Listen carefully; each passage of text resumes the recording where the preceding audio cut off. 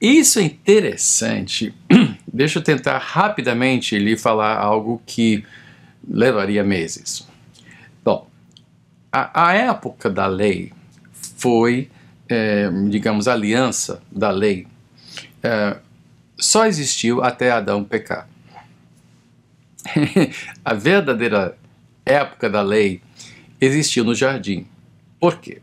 Porque Adão foi criado com a capacidade de pecar ou não pecar.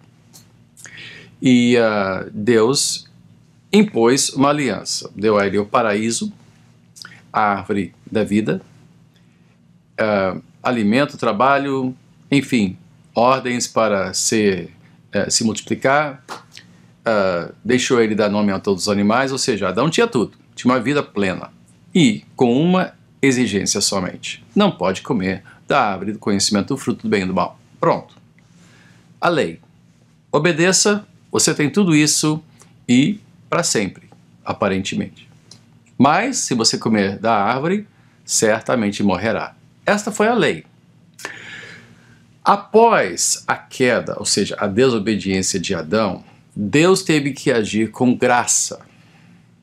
Por quê? Adão mereceu, e todos os descendentes de Adão, porque nele estava contida toda a humanidade, herdamos essa natureza pecaminosa, porque o pecado entrou no mundo, corrompeu a natureza, entrou no ser humano e nos corrompeu toda a raça humana. Então, o que nós temos, desde então, a graça de Deus dispensada basicamente em duas dispensações.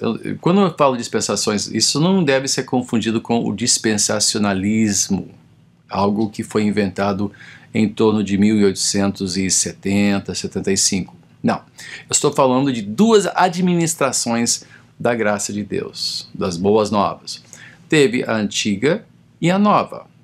Isso começou com Abraão, ao ser escolhido, aliás, começou até antes, como falei, é uma coisa muito complexa, mas basicamente você vê, muitos comparam Moisés e Cristo como sendo, né, a lei e a graça. De fato, houve lei no Sinai, receberam os 10 mandamentos e todas as leis cerimoniais, todas as leis cívicas, né? 3 tipos de lei, né? 10 mandamentos, leis cívicas e leis cerimoniais. Isso tudo teve seu cumprimento em Cristo, mas apontava para Cristo. Paulo disse: a lei me fez entender a minha necessidade da graça. E já houve dispensação da graça na lei.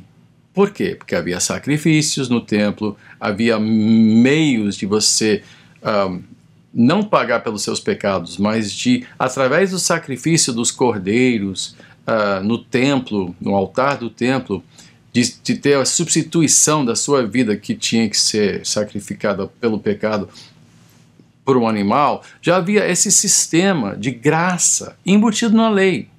Como também na graça, em Cristo, há coisas que devemos fazer como parte da nossa vida normal com Deus. Ou seja, separar lei e graça foi uma necessidade que Paulo teve que lançar mão. Por quê? Porque na sua época, os judeus imaginavam que pelo cumprimento da lei do Antigo Testamento, eles podiam merecer salvação. Enquanto nunca foi assim. O Antigo Testamento não funciona assim. O Antigo Testamento fala muito da graça de Deus. Você vê isso em Salmo 51, quando Davi se lança sobre a graça de Deus, pedindo perdão dos seus pecados, e pede perdão, ou seja, graça, está pedindo graça. Graça existia no Antigo Testamento. E no Novo Testamento, o que você vê em Cristo é que não mais os sacrifícios teriam que ser repetidos, mas de uma vez por todas. E então a lei de Deus seria escrita no nosso coração, haveria uma nova administração. Ou então, o Evangelho são as boas novas de que Deus nos perdoa e nos livra do poder do pecado. Não temos que viver mais como escravos do pecado. Por quê?